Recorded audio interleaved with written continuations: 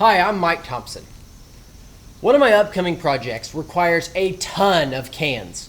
So many, in fact, that I want to compress them as much as possible. And so I built this can crusher. Now, it's a bit of a Rube Goldberg because absolutely anything is more complicated than this. But of course, doing that is not as much fun. So in this video, I'm going to show you how I built this simple little can crusher. I wanted to make a semi-automatic pneumatic can crusher that was, magazine fed, and I would hold like this and then pull the trigger, bang, bang, bang, and it would eject the crushed cans out the bottom. But we simply didn't have enough airflow available to make this 3-inch ram travel 4 inches in half a second. But I've got an idea about fixing that. So for now, we're going with purely mechanical means.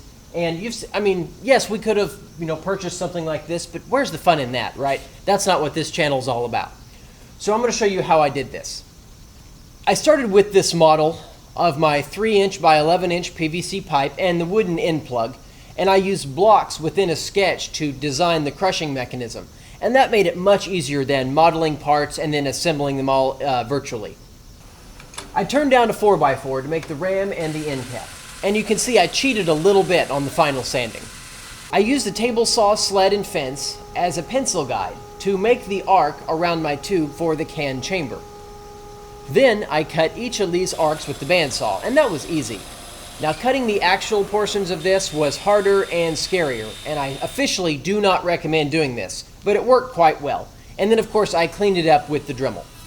I used some extra round stock to make the bottom anvil that the can would get crushed against, marking it flush and cutting it off. And I secured it with the screw in the front and in the back. I used some scrap 1-inch by 1/8-inch steel bar for all my linkages because that's what I had laying around.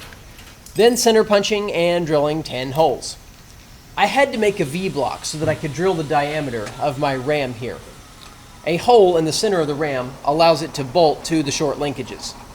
Sadly, the holes didn't come out quite symmetrical, so I arranged them and then flipped them so that I had a matched pair. Now, of course, this design is not optimized in any way. That's something you guys could certainly do. I have included at the end of the video the dimensions for all these pieces that I use, so you can make one just like this. However, you really want your maximum force right as you go to crush the can, and that would mean that these short linkages be perpendicular to the ground and that this handle probably be 90 degrees straight out so you can exert the most force. And I did not want to go past 90 for several reasons, one of which is anytime you're below a crushing can, you have a chance to get messy. So this runs from about the 75-degree position to the 90-degree position and no more. I also initially did not size my side slots here to go all the way down because I couldn't, even when I stepped on a can, I couldn't crush it more than 1 inch high anyway. So I allowed this to stop at exactly 1 inch because I thought that would be okay. But then I thought, hey, let's go ahead and make it go all the way down. So it's a little bit more satisfying. And there are people who are much stronger than I am that could actually maybe crush it to 3/4 of an inch. So that's what I did.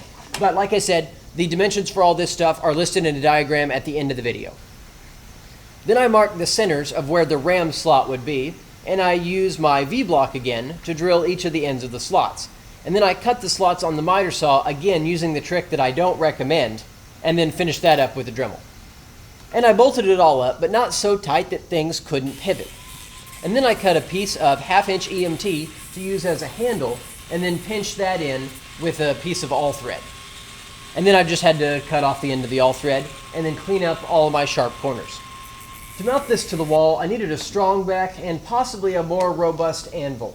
So I screwed a piece of artistically tapered 4x4 to 3/4-inch plywood. And I had to bore a hole in the board so that the rear anvil screw could sit in it. I didn't really want to put screws through the back of my pipe because they would protrude, and it's not like a tiny screw head would hold the pipe to the board with all the force being put on the handle. So I decided on making this upper collar here to hold the top of the pipe. I got a scrap 2x6 and traced the pipe and the cuts along the sides. My center finder allowed me to find the center of this circle, and then I used my Infinicompass to mark the arc for the outside of this circle. Then I bandsawed it out and then glued and screwed it along the top of my pipe here. Now, I still didn't have any way to keep the pipe from rotating, so I broke down and ended up putting 2 countersunk screws in the top and the bottom of my pipe.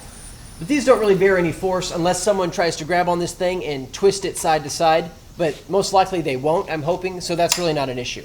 And then I clamped it to this giant column over here, and we all have a bunch of fun crushing cans.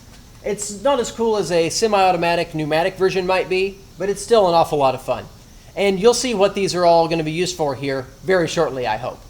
But go ahead and subscribe if you haven't already. I'm Mike Thompson, and thanks for watching. I really appreciate it.